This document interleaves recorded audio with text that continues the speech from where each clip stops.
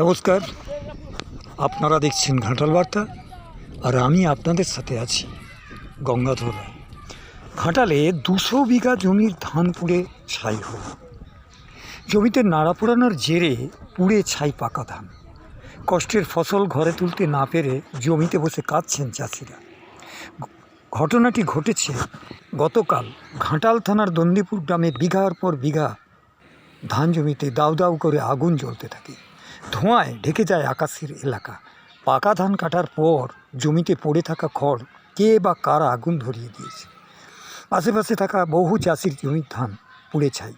আগুন নেভাতে গিয়ে হিমশিম দমকল কর্মীরা। তাদের সঙ্গে হাত লাগান স্থানীয়রা। যাদের ধান কাটা হয়ে গিয়েছে তাদের মধ্যে কয়েকজন নাড়া পোড়ানোর জন্য জমিতে আগুন ধরিয়ে দেয় বলেই জানা গেছে। এই আগুন পাশাপাশি জমিতে দ্রুত ছড়িয়ে পড়ে। শেখ শাহজাহান আলী, ইদ্রিস আলী বহু চাষি রয়েছেন যারা এখনও জমির ধান কাটা শুরু করেননি। তাদের আক্ষেপ যে পাকা ধান আর বাড়িতে তোলা হলো না, সব শেষ। এখন কি করব বুঝতে পারছি।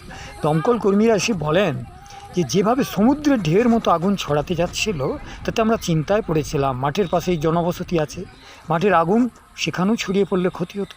তাই বাসিন্দারা সহযোগিতা করায় আগুন নেভানো সম্ভব। ঘাটাল মহকুমার নয়, শুধু দন্দিপুরই নয়, একেবারে চন্দ্রকোনা, দাসপুর, ঘাটাল বিভিন্ন এলাকা জুড়ে সেই একই চিত্র। সংবাদের পত্রে এবং বিভিন্ন মিডিয়া চ্যানেলে এ নিয়ে খবর করার পরও প্রশাসন কিন্তু নড়ে চড়ে উঠেনি এবং চাষিদের মধ্যেও সচেতনতা আসেনি।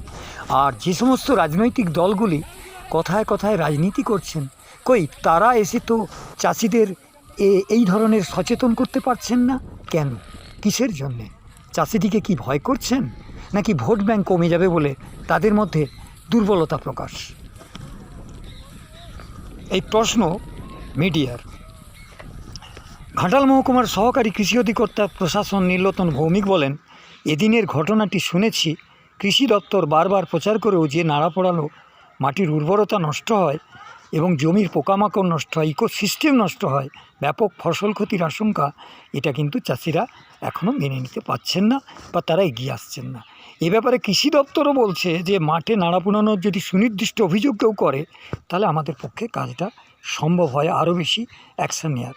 পুলিশ প্রশাসনের পদক্ষেপ নিতে সুবিধা হয়। কিন্তু বারবার বলা সত্ত্বেও এগিয়ে আসছে না চাষিরা, এগিয়ে আসছেন না সমাজ সচেতন পরিবেশবিদেরা, এগিয়ে আসছেন না একেবারে রাজনৈতিক মহলের যারা সবসময় মানুষকে নিয়ে ভালোবাসেন, মানুষের কাছে যান, তাদের ভূমিকা নিয়ে প্রশ্ন উঠেছে ঘাটাল থেকে। ঘাটাল বার্তা, আমি গঙ্গাধর রায়। নমস্কার।